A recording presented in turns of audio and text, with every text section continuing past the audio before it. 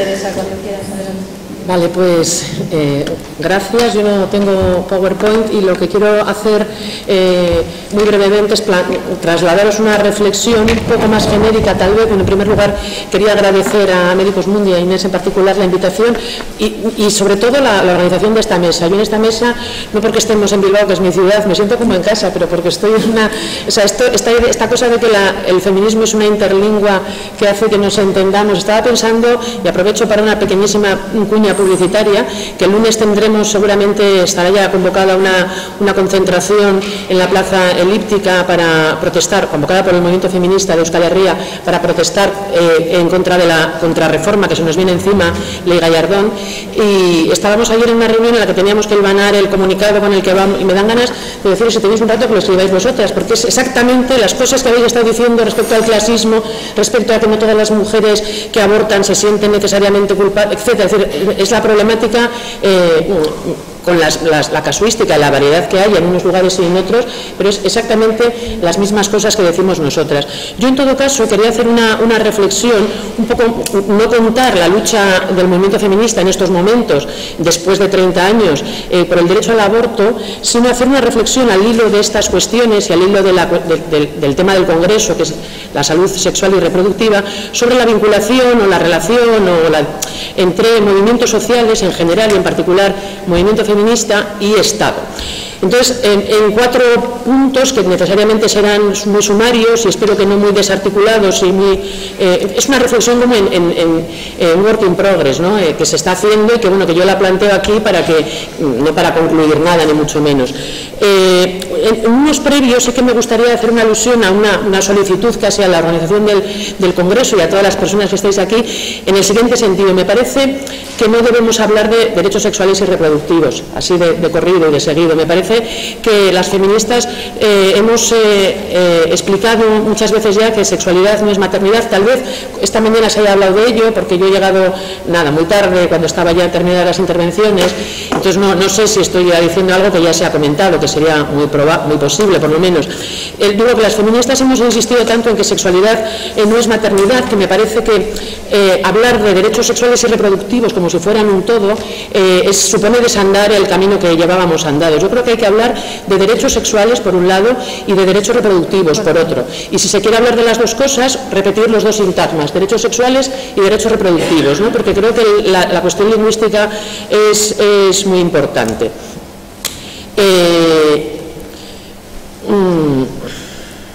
Otra cosa que quería decir es que, bueno, de lo que quiero hablar, como os digo, es de cómo se articulan la acción de los movimientos sociales en general y del movimiento feminista en particular, por un lado, movimientos sociales, con la acción legislativa del Estado, en tanto se supone que garante de derechos y libertades.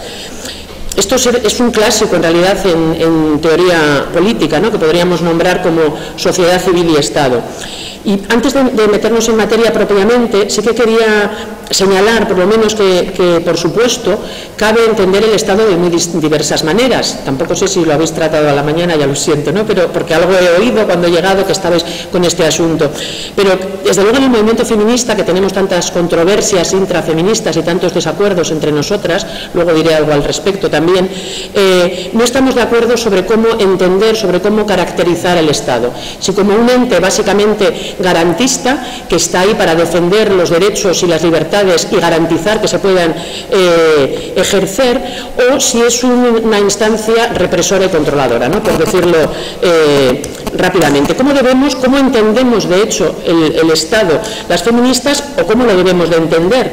Es decir, es garante de la convivencia, del bienestar, es una especie, digamos, de código neutro, como el código de la circulación, que dice por aquí sí, por aquí no, usted pase por allí, pero que no discrimina ni beneficia a nadie, o está ahí para mantener privilegios, para castigar desviaciones, porque las dos concepciones las hay en la izquierda en general y en el movimiento feminista de aquí y de allí, además, ¿no? No es una cosa que las unas aquí en Euskal Herria pensemos una cosa en otro lugar, sino que es una controversia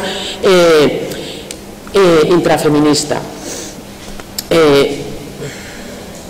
Hay algunas feministas que hacen hincapié en este momento tan crudo que estamos viviendo a nivel global, además, ¿no?, de cancelación de derechos, de retroceso, de que se esté vendiendo a precio de saldo todo lo público al sector privado, hay algunas feministas que hacen hincapié en la necesidad de que nuestras luchas se apunten a recuperar el terreno perdido, ¿no?, a defender los servicios públicos. En el caso de la sanidad y de la educación, por ejemplo, se ve con mucha claridad, ¿no?, a recuperar ese terreno perdido del incipiente estado de bienestar, si es que en algún momento llegamos a perfilar por aquí algo parecido, ¿no? Hay otras, en cambio, que insisten, y yo creo que esto pasa también en la izquierda en general, insisten en que lo que hay que hacer es construir espacios alternativos, espacios autogestionados desde los que organizar la vida de otra manera, ¿no? Si os fijáis, es una discusión también que se ha dado también en el mundo de la... Bueno, a mí me interesa un poco el mundo de la filosofía política, de la filosofía del derecho, y ahí también hay quien concibe las leyes como un sistema neutro de regulación, de límites que posibilitan la convivencia, y hay quien insiste en la faceta del derecho como control de la disidencia y leviatán, digamos, ¿no?, el Estado y las leyes como el leviatán que está para defender privilegios, ¿no? Sin querer que nos metamos, o nos metemos donde queráis, pero vamos, sin pretender de entrada meternos en esa discusión, sí quería por lo menos explicitar mi posición al respecto, que es una posición un tanto intermedia. Yo creo que es necesaria la articulación de espacios alternativos, de espacios autogestionados, pero yo creo que no se puede perder la perspectiva de no gratificarnos, digamos, y de procurar cambiar la realidad social existente, es decir, de incidir en las políticas que el Estado lleva a cabo, ¿no? Yo no creo que debamos centrarnos solamente en interpelar al gobierno de turno que gestiona el Estado, ni solamente en crear espacios autogestionados, ¿no?, porque hay cuestiones que precisan de los dos extremos. No sé si me explico así un poco deprisa lo que quiero decir. Bueno, esto por lo que se refiere al Estado, ¿no? El Estado, entonces, no es un ente que esté definido de una vez para siempre. En mi perspectiva, es una institución que va respondiendo de diversas maneras, ¿no?, a las luchas, a las tensiones, a las presiones que desde fuera, desde la sociedad civil precisamente, ¿no?, se le plantean, y no es entonces un ente que se pueda definir de una vez para siempre y que podamos decir es el enemigo a combatir o es el paraíso a defender. Es un poco, depende de lo que la ciudadanía que contesta y que la interpela, organizada desde la sociedad civil, hace que vaya siendo, ¿no?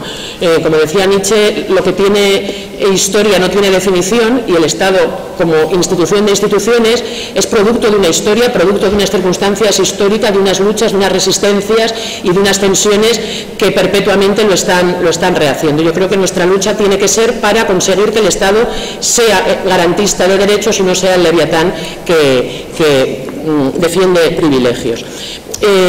Por su parte, también el concepto de sociedad civil es un concepto controvertido en teoría política. Hay quien dice que el mercado es el epítome, ¿no?,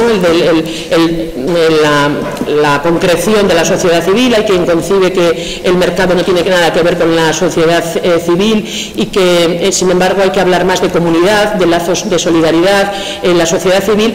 Yo creo que, sin entrar también en las controversias estas de especialistas, podemos acordar, y yo creo que al respecto hay un cierto consenso, que la sociedad civil nombra una esfera de acción colectiva diferente del Estado y de los partidos políticos, que suelen aspirar a la gestión gubernamental del Estado. Creo que es cada vez más evidente que la democracia, para serlo, necesita de algo más que la ciudadanía acuda cada 4 años a depositar un voto en las urnas, ¿no? Para que haya una democracia tienen que darse, hay distintos grados de democracia, distintos conceptos de democracia, y lo que últimamente por estos lares venimos viviendo o sufriendo es una concepción muy light de democracia, muy alejada de lo que etimológicamente señalaba el término, ¿no?, griego demos kratos, años, ¿no? El gobierno del pueblo. El pueblo es una referencia lejana de legitimación de políticas que se deciden al margen del pueblo, ni para el pueblo, etcétera, ¿no? Entonces, a mí lo que me parece también es que una sociedad civil fuerte, potente, organizada, contestataria, crítica, que pone sobre la mesa cuestiones para que sean debatidas, eso también es un índice de mayor o menor grado de democratización, de mayor grado de democratización. A partir del 15M, en el Estado español, en mi opinión, la sociedad civil es mucho más activa, que lo era hasta la irrupción de este movimiento. Hoy, en el Estado español, cientos de organizaciones, dan respuesta a problemáticas en las que el Estado ha desertado y en las que la autoorganización de la gente, de la ciudadanía, está suponiendo una tabla de salvación para muchas personas, ¿no? Problemáticas como pues, las abordadas por la plataforma antidesahucios, los bancos de alimentos, las asociaciones por la memoria histórica también, las que se dedican a denunciar los abusos y las estafas de las entidades bancarias ante las que los ciudadanos y las ciudadanas estamos absolutamente desprotegidos. El Estado garantista está perdido en combate, no se sabe dónde está. Las que denuncian la corrupción y la impunidad de las élites políticas y económicas. Las organizaciones del movimiento feminista que luchamos contra la impunidad de los crímenes sexistas y por los derechos sexuales y los derechos reproductivos y todo tipo de derechos para las mujeres, ¿no? Todas estas organizaciones y toda esta efervescencia social ha hecho que haya un ambiente político mucho más participativo y que la gente haya salido de esa apatía en la que estábamos, esa apatía política en la que estábamos sumidas durante tanto tiempo, ¿no? Salvo pequeñas vanguardias organizadas en los movimientos sociales más punteros, etcétera. ¿Quiere esto decir, esta efervescencia que vivimos ahora en una sociedad más democrática? Yo no diría eso, porque lo que ocurre en el Estado también es importante. De hecho, esta efervescencia social, organizativa, de autoorganización de la sociedad civil, es una respuesta a los retrocesos en materia de democracia y de derechos que está perpetrando, que está llevando a cabo el propio Estado. Ahora, yo por eso digo que el objetivo de la organización civil, de la organización en movimientos sociales, no puede dejar de ser, en mi opinión, no puede dejar de tener como objetivo la modificación de esas políticas públicas.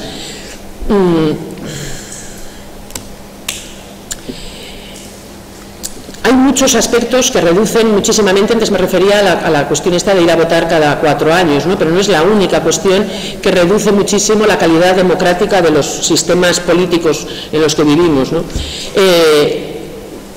Las listas cerradas, un sistema de partidos políticos que son cada vez más grandes corporaciones, las proporcionalidades en la representación que rompen aquello de una persona, un voto, etcétera, ¿no? Todo esto hace que la calidad democrática en la que vivimos sea muy cogida con pinzas, digamos, ¿no? Y por eso insisto en que solamente una sociedad civil organizada puede garantizar que el Estado defienda los derechos de todos y no solamente los privilegios, y de todas, y no solo los privilegios de unos pocos. A mí me parece que los movimientos sociales en general, y el movimiento feminista en particular, contribuyen a sostener y a cultivar lo que los antiguos llamaban la virtud pública. Es decir, esa forma de compromiso, de dedicación de horas, de tiempo, de energía, de pensamiento, de desvelos, para hacer algo que es por el bien común, que no tiene que ver con mi propio interés personal individual, ¿no? Esto es lo que llamaban la virtud, la virtud política, la virtud cívica, ¿no? Los antiguos. Es decir, que la gente salga de su letargo, de su privacidad, de ese atomismo en el que nos ha metido el neoliberalismo, de vivir yo en mi casa con mi PlayStation y desconectada del mundo y de las vecinas y de la plaza pública, y me ponga a dedicar tiempo a ver cómo mejoro el parque de mi barrio, en las condiciones de vida de todas, etcétera, ¿no? Es cierto que los movimientos sociales y el movimiento feminista igual particularmente dedican su tiempo y su energía a la comunidad de una manera un tanto particular, porque lo que tratamos de hacer es precisamente poner patas arriba lo comúnmente aceptado. Es decir, sería un poco esa visión desde fuera de los muros de la ciudad de la que habla Sheila Benjamin, una pensadora feminista que a mí me gusta bastante, ¿no? Este salir de la ciudad para criticar lo que pasa en la ciudad, y cuando digo ciudad digo la propia tradición en la que hemos sido socializadas cada una de nosotras, ¿no? Yo creo que los movimientos sociales que actúan en el marco de la sociedad civil, lo que hacen es poner sobre la mesa debates que hacen que se replanteen cuestiones que de otra manera se daban por zanjadas o que bien ni siquiera se concebían incluso como objeto de debate. Y yo creo que de ahí viene en gran medida eso que llamamos a veces el progreso social, es decir, las concepciones políticas y también las concepciones morales, porque política y moral suelen estar a veces muy cerca la una de la otra, las concepciones político-morales, digo, socialmente vigentes, se van modificando gracias al disenso y a la crítica que plantean minorías reivindicativas. Las feministas siempre hemos sido una minoría, tampoco se nos tienen que caer los anillos con eso, cuando a veces nos excedemos en la retórica de creer incluir en nuestro movimiento a todas las mujeres. Hay muchas mujeres que son antifeministas, hay mujeres que son simplemente no feministas, hay otras que están a otra cosa. Las minorías, digo, las minorías organizadas plantean debates que rompen el consenso socialmente vigente, me parece, y propician que se generen debates que antes, sobre cuestiones que antes ni se percibían como susceptibles de ser debatidas. Hay una idea de un filósofo español, que no tiene nada que ver con el feminismo ni nada, que yo tengo que explicar en clase, porque soy profesora de filosofía, Ortega y Gasset, las ideas y las creencias, que yo lo suelo explicar con la idea del feminismo, ¿no? Lo que el feminismo supone en un momento dado. Muy someramente, Ortega viene a decir que las ideas las tenemos y las creencias nos tienen. Las ideas son algo que expresamos, que podemos defender, que podemos debatir, que podemos rebatir, que podemos morir por ellas. Y en cambio en las ideas nacemos, estamos, nos contienen ellas. No es algo que nosotras tenemos, no son explícitas, ni nos damos cuenta, no nos damos cuenta tampoco de que tenemos salud más que cuando la perdemos, no nos damos cuenta de lo importante que es tener agua corriente en casa más que cuando nos la cortan porque hay una obra. Una cosa así serían las creencias, hasta que alguien introduce la duda. Cuando aparece la duda, ese suelo que pisábamos se tambalea, se mueve, y entonces eso que era una creencia de la que ni nos percatábamos, que era inconsciente, se convierte en idea a discusión.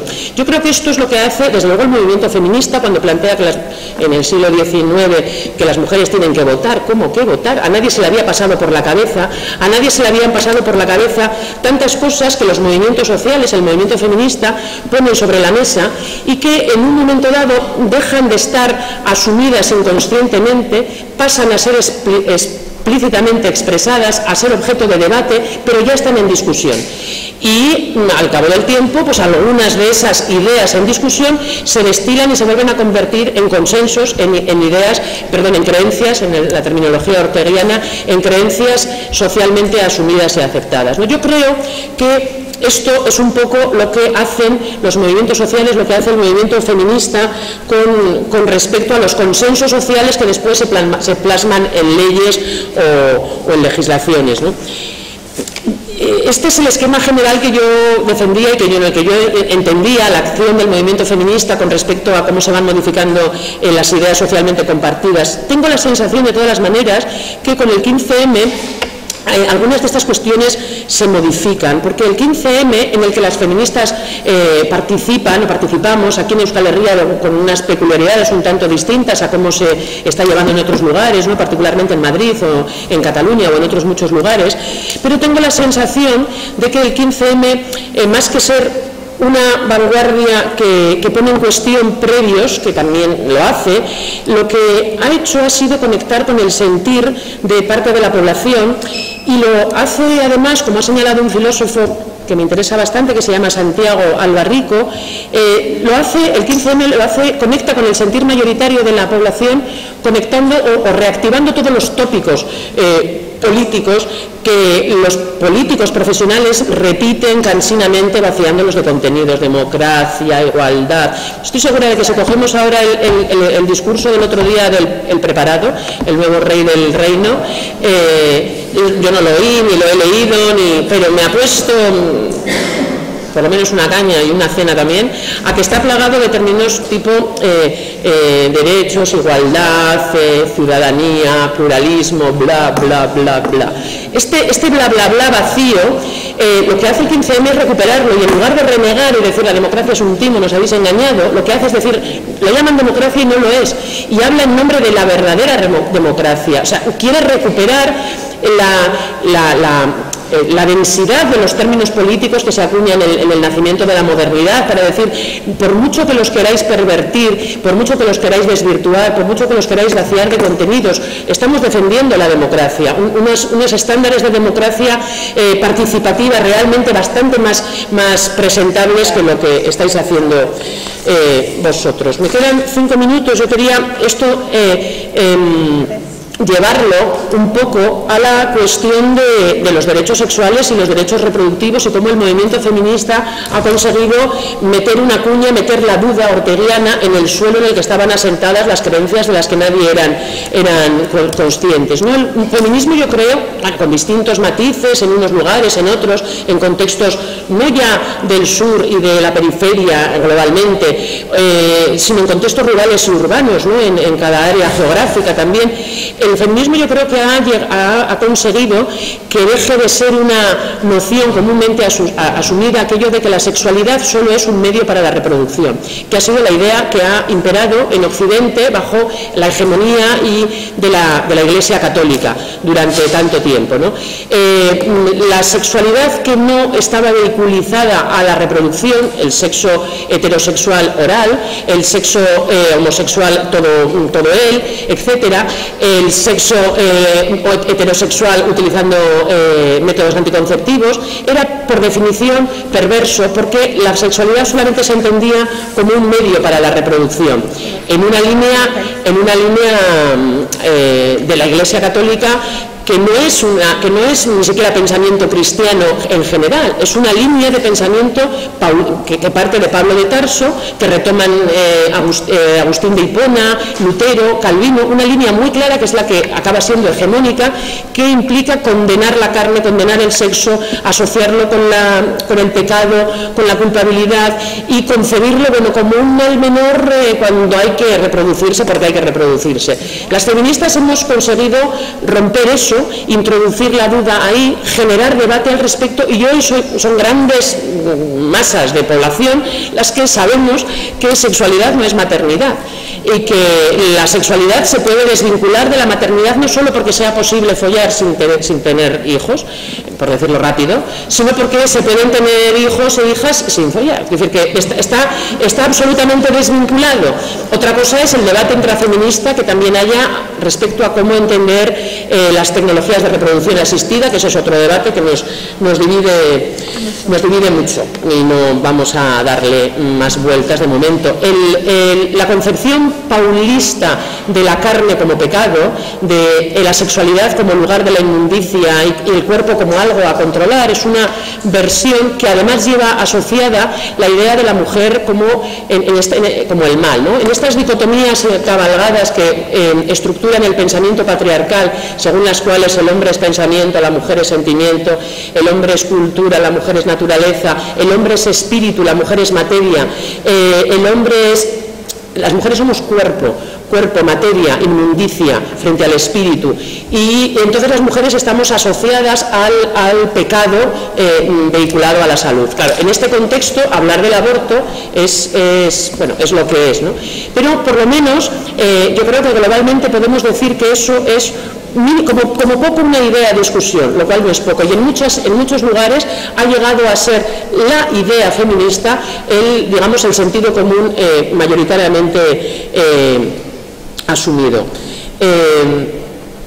Termino ya simplemente aludiendo a que me parece que estamos viviendo, como decían las compañeras, un momento terrible a nivel global, local, municipal, estatal, un momento de una ofensiva impresionante, Yo querría hacer unas dos últimas reflexiones nada más. Ellas han aludido de alguna manera también antes que yo a esto, ¿no?